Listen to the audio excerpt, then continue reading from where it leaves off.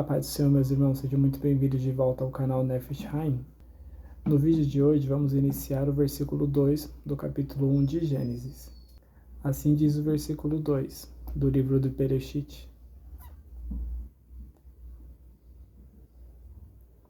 A terra era sem forma e vazia, e havia escuridão sobre a face do abismo, e o Espírito de Deus pairava sobre a face das águas. No hebraico está escrito assim: Vehaaretz haitá torro vavorro vehosher al pinei terron verrua Elohim merahefet al pinei hamaim. A palavra torro significa sem forma, significa sem propósito. Mas será que Deus criou algo sem propósito? Criou algo sem vida? No hebraico a gente vê que não é bem assim. Não é porque uma coisa não tem forma que ela não é uma coisa sem propósito.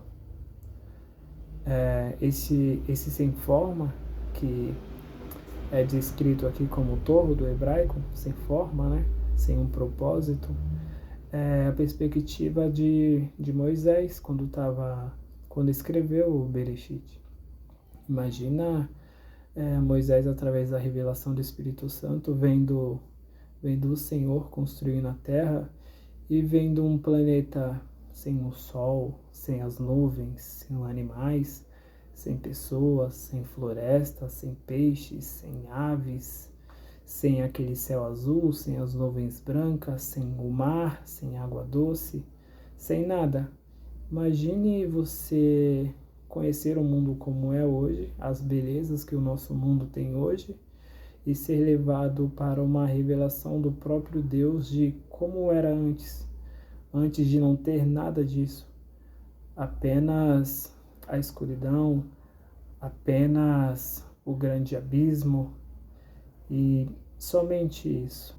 Então, biblicamente falando, não era algo sem forma, mas era algo a qual não tinha a forma que conhecemos hoje. Por isso que a palavra diz sem forma, porque não tinha forma a qual nós conhecemos hoje o nosso planeta, com árvores, com florestas, com pássaros, com o sol, com lua, com vento, com nada, com tudo isso. Essa era a perspectiva de Moisés quando foi levado a ter essa revelação do Senhor, a ser inspirado pelo Espírito Santo a escrever o livro de Gênesis. E a próxima palavra é vorro. Vorro significa vazia, que tem quase o mesmo sentido da palavra torro também. Porque este vazio não é que a terra estava totalmente vazia. Havia terra, sim, havia água, sim, mas não da forma a qual conhecemos hoje também. Não da forma que conhecemos, mas havia sim água, havia sim terra, mas não havia da forma a qual conhecemos hoje. Por isso que diz sem forma e vazia. Mas se diz sem forma e vazia na perspectiva de quem já conhecia o mundo como ele é hoje, na perspectiva de quem viu o início, quando não tinha nada.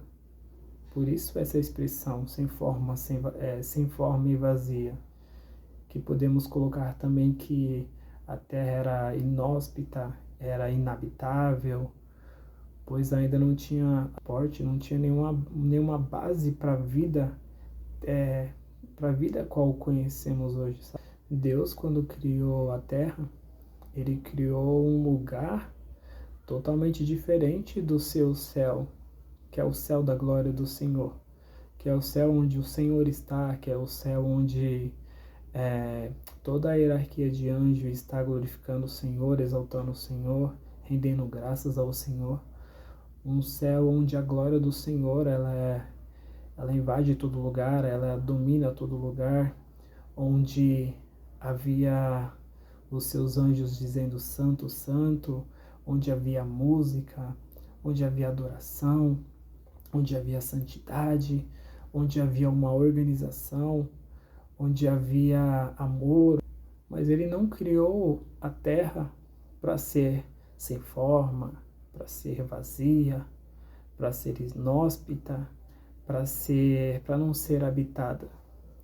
Ele criou a terra para que seu filho Jesus, através do poder da palavra dele, através da imaginação de Jesus, através da vontade de Jesus, que ele criasse tudo o que ele quisesse no planeta. E a palavra continua dizendo que havia trevas sobre a face do abismo.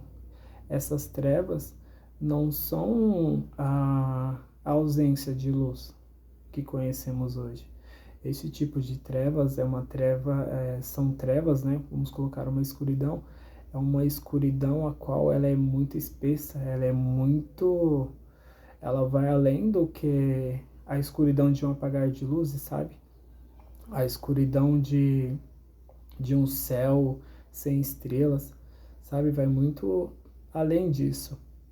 No início, essa escuridão, ela deixava a terra realmente sem vida e inóspita, porque nessa espécie de escuridão, nem a luz do sol ela conseguia passar. Tanto é que, se pegarmos a Bíblia, quando o Senhor ele manda aquela praga no Egito da escuridão sobre o Egito por 3 dias, a palavra rocher, que é a palavra para escuridão, que é a mesma palavra que acabamos de ler aqui do Bereshit, é a mesma palavra que o Senhor usou também para castigar o Egito com os 3 dias de trevas. É o mesmo tipo de escuridão. Êxodo, capítulo 10, versículo 21. E o Eterno disse a Moisés: estenda a tua mão aos céus, e que haja escuridão sobre a terra do Egito, mais que a escuridão da noite. Moisés estendeu a sua mão aos céus, e houve trevas espessas em toda a terra do Egito, por 3 dias. Nenhum homem viu ao seu irmão, e nenhum homem se levantou de seu lugar por 3 dias. E para todos os filhos de Israel houve luz em suas habitações. Então, não era um tipo de trevas normais, não era um tipo de trevas a qual você acenderia uma luz e resolveria. Tanto é que a palavra do Senhor fala que eles ficaram deitados, porque eles não conseguiam ver um ao outro. Os egípcios, eles eram fabricantes de velas. Os egípcios, eles já tinham a sua própria iluminação. Eles já fabricavam as suas velas, as suas resinas. Os egípcios sempre foram um povo muito avançado. Mas nem eles sendo avançados nessa tecnologia egípcia, eles conseguiram iluminar a sua cidade. Nem o próprio faraó teve iluminação no seu próprio palácio, na sua própria casa. Então, não é um tipo de escuridão normal. É uma dimensão espiritual, é algo a qual é muito espesso, é algo muito forte, é algo muito pesado. Não é algo natural. Na cultura egípcia, eles acendiam velas à noite para os seus deuses. Quando eles iam orar à noite para os seus deuses, eles acendiam velas e oravam aos seus deuses.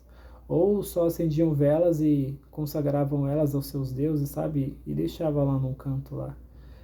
Esse tipo de iluminação era usada como paganismo para os egípcios, em adoração aos seus deuses. Então imagine, o povo egípcio já vindo por outras pragas que o Senhor tinha mandado sobre o próprio Egito, agora eles não podendo pedir ajuda para os seus deuses, pois era através das luzes das velas que eles invocavam os seus deuses, eles chamavam os seus deuses, e eles buscavam uma proteção, eles buscavam alguém que pudesse salvá-los, alguém que pudesse lutar por eles. E durante 3 dias, simbolicamente e espiritualmente, o Senhor ele veio sobre o Egito com essa escuridão, vencendo todos os deuses do Egito. Pois se não há vela para chamar o seu Deus, como é que eles se salvariam, como é que eles chamariam ajuda, como é que eles buscariam socorro, sendo que nem a casa do próprio faraó foi poupada, quem dirá a casa dos humildes servos, e mesmo aqueles que tinham um grande poder aquisitivo também não tinham iluminação em suas casas. Então, o Senhor veio só com essa trevas, com esse tipo de trevas, a qual tinha no início. Tanto é que a palavra do Senhor vai falar que todo o povo de Israel tinha luz. Então, o Senhor trouxe aquele tipo de trevas do início e colocou sobre a terra do Egito. Então, não é uma escuridão que é a falta de luz. É uma escuridão muito mais espessa do que a escuridão a qual nós conhecemos. O texto também vai falar sobre abismo. Mas o que é o abismo, biblicamente falando? Biblicamente falando, o abismo é o mar. Só que não é o mar a qual conhecemos hoje. É o mar com o seu sal, com o seu oxigênio, com a sua vida, com a sua grande vida, a qual ele tem hoje. Então, no início, as águas elas não tinham essa vida que tem hoje, não tinha esse oxigênio, não tinha essa clareza, não tinha essa pureza. Podemos dizer que as águas do começo elas eram até tóxicas até, porque era um tipo de água a qual não tinha vida, a qual não proporcionava vida.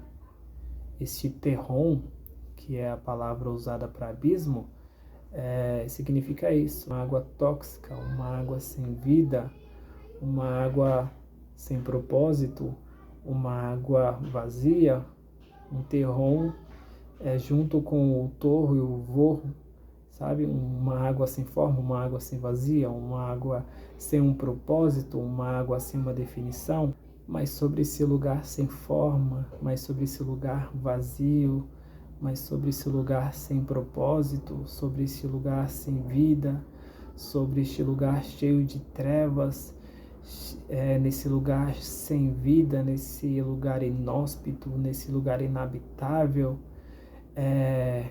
o Senhor, o Espírito Santo do Senhor, começou a pairar sobre a face das águas. A palavra em hebraico para pairar, merahefet, significa se mover intensamente sobre algo. E sobre o que o Espírito Santo estava se movendo? Sobre as águas, sobre o terrom, sobre as águas sem vida, sobre as águas sem um propósito.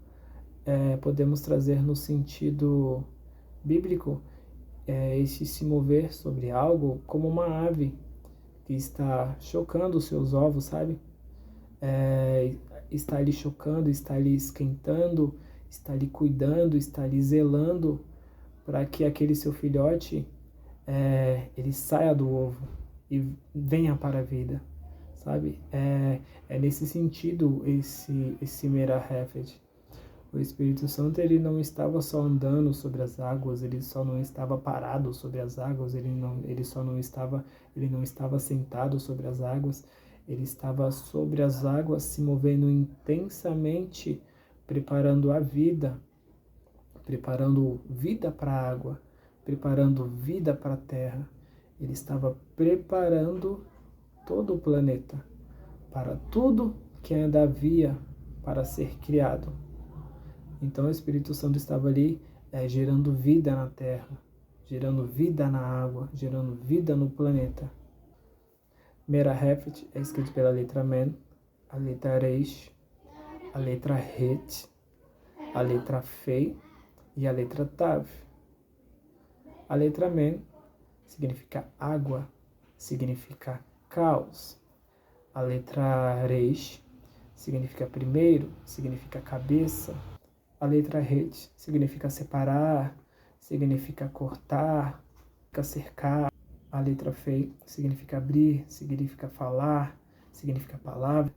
Se pegarmos o significado de cada letra que compõe a palavra Merahefet, temos a frase: o primeiro sinal que separou o caos através da palavra. Tanto é que o versículo 3 já começa com a separação. O versículo 3 já começa: e disse Deus, haja luz, e houve luz. O Senhor já começou a separar, o Senhor já estava dando forma, dando a forma, começando a dar a forma a qual nós conhecemos o nosso planeta hoje. É curioso vermos o Espírito sempre ligado às águas. Tanto é que acabamos de ver que o Espírito Santo ele se movia sobre a face das águas, sobre o terrom, no início da criação. O Espírito Santo também, ele foi o sopro, ele foi o rua sobre o mar, sobre a terra, quando o Senhor fez as águas do dilúvio baixarem. O Espírito Santo também veio sobre Jesus no seu batismo no Rio Jordão. Então, o Senhor, ele nunca criou um algo sem forma, nunca criou um algo vazio, nunca criou um algo sem propósito. O Senhor, ele simplesmente criou um algo diferente. Como eu sou diferente, como você que está vendo esse vídeo é diferente, como a sua esposa é diferente, como seu filho é diferente, como seus amigos são diferentes de você.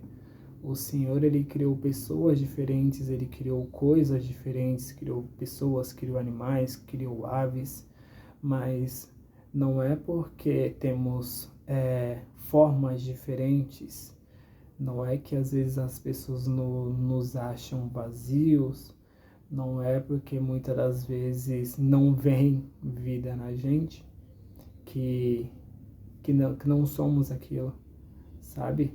O Senhor, quando me criou, quando te criou, Ele nos criou sim, para ter vida, para ser vida para os outros também. O Senhor não nos criou sem forma, o Senhor não nos criou vazio. Tanto é que nós nos deformamos e nós nos esvaziamos quando não temos Jesus.